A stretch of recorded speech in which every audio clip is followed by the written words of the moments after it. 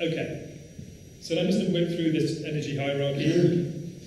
Reducing your need for energy. Interesting, this is kind of where we all feel we should start. But sometimes this is the, wear a jumper in the winter. Quick showers, use a clothes area, turn the tumble dryer off. This is all about, really kind of changes to what you do in your home so that you just don't need the energy anymore. If you turn your thermostat down 1 degree and put a jumper on, you will save 8% you have 8% reduction in your gas bill, in your heating bill. So it does make a big difference, actually, these little changes. However, the trouble with these things is that lots of people don't want to do them. So although that's the place we should always start thinking, we need to move on. So don't throw your energy away. This is stuff we all ought to do, really, because it's just crazy, throwing energy away. There's quite a lot of stuff we can do at zero cost to conserve energy. And you're probably familiar with these things. Learn to use your heating controls. How many of you have got a little programmer or a thermostatic programmer somewhere in your house which it's just so boggling, is it? But you just don't know quite what it's doing. If you've got a very old one, it might be quite straightforward, but a lot of the new ones, the digital ones, it's quite difficult to get them to do the right things, to get heating to come on when you want it.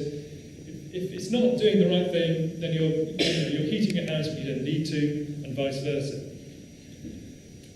Well, you know about curtains and shutters. I mean, this is of course a very important one in Bath. How many shutters there? How many houses have got shutters?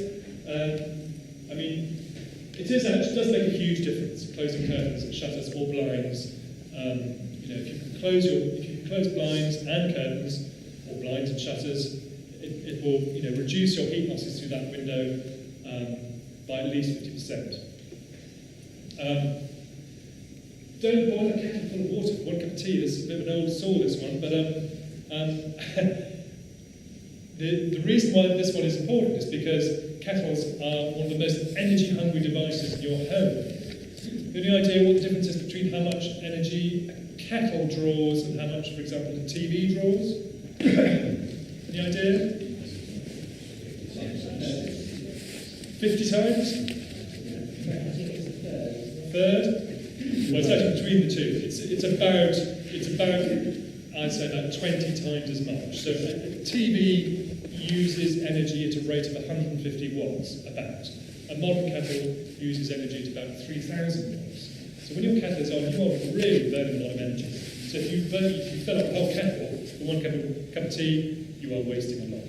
And remember, the carbon intensity of electricity is very high. You know about turning appliances off. It's worth bearing in mind, though, that if you don't turn an appliance off, all that kind of high-fine stuff, if you don't turn it off at the wall, even if the little red light goes out, it's probably still on. So it's a very naughty thing. If you turn something off at the button, the red light goes out, it's probably still burning energy. It's only if you turn it off at the wall that it'll go on. Okay, low-cost things, energy lighting, insulating your hot water cylinder, draught stripping doors and floors, lining curtains, installing thermal blinds, installing seasonal secondary glazing. This is secondary glazing which you can make out of kind of plastic sheets. There'll be a good case study of this in our guidance, where you just kind of stick it up into the window during the winter, and then you take it out again. So it's very cheap, actually, to make. It's a bit fiddly to install, but it's cheap to make. Okay, and then it gets a bit more energy efficient appliances. So yeah, thermostatic radiator valves, that's about setting different temperatures for different rooms. Energy efficient appliances. And then we get a bit more expensive. Reinstate your missing shutters, insulate your loft, your ground floor, all these things. So as I said, these, let's go back to that. These things, some of these, as I've said, are a bit more cost effective than others. But they're all good practice. And then finally, this is the most expensive and the most difficult and the most destructive thing to do. But for a lot of houses in Bath, you've got solid walls, you're losing lots of heat through those walls. Installing solid wall insulation is very difficult because you basically have to install a new finish to your wall. You have to build the wall out, you have to create a new finish, you have to sort out all the junctions of all the doors and the windows and everything else. If you've got features like this, then you've obviously got a real problem. And obviously, you can either do that inside, or you lose some room space, or you can do it outside, but in many of the houses in Bath, that's not going to be possible. So, it's the most difficult thing to do, but it's one of the most cost-effective things to do, and will have a huge impact. And then there's all this stuff at the end about generating energy. And it is at the end, but as I indicated at the beginning, there are now incentives, increasing incentives, which make these things much more attractive to people, because the tariffs, there are tariffs for what you generate if you're generating electricity, and there's going to be a new tariff for heat as well, which will make these things much more attractive because they've got government subsidy. So we could summarise this by saying, this is kind of how we summarise it in our guidance. Whatever you're thinking of, is there something simpler, less invasive, and more cost-effective that I could do first? That's the kind of basic principle of this energy hierarchy. And I think that's always a good question to ask. Don't put a solar panel on your roof if you haven't done any grass stripping, is the bottom line. However, I want to qualify that a bit. First of all, if you're making any kind of major changes to your home, doing a renovation, doing an extension, putting a new kitchen or a new bathroom, any kind of major change is an opportunity to really think about all of these things and make the most of that change. If you're disrupting your house, if you're changing the fabric of the house, then that's the time to think about doing all this stuff. Because that's the time when you're disrupting the place and you're changing the fabric anyway. So,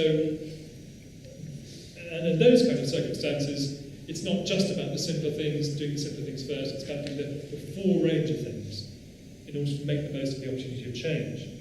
And the other qualification I'd like to make is, what's your long-term goal? I mean, see, if you've got a kind of long-term view and we think, well, look, by 2050 we're supposed to be reducing our carbon emissions in this country by 80%. I want to start doing that now. I don't want just to reduce my bills a little bit. I want to be part of a process of change where we really, really bring down carbon emissions. If that's the way you're thinking, that's your kind of your commitment, then you need to think about what that means in terms of what you do now, because it may not make sense to do some of the smaller things now if actually you're going to do a big renovation to do lots of wall insulation, which will make those smaller things a bit redundant. So, I mean, for example, you might want to draft strip your windows, but actually if you think, well, my windows, whatever I do to them, it's not going to be good enough. Actually, what I want to do, long term, is I want to replace them with triple glazed, high performance windows.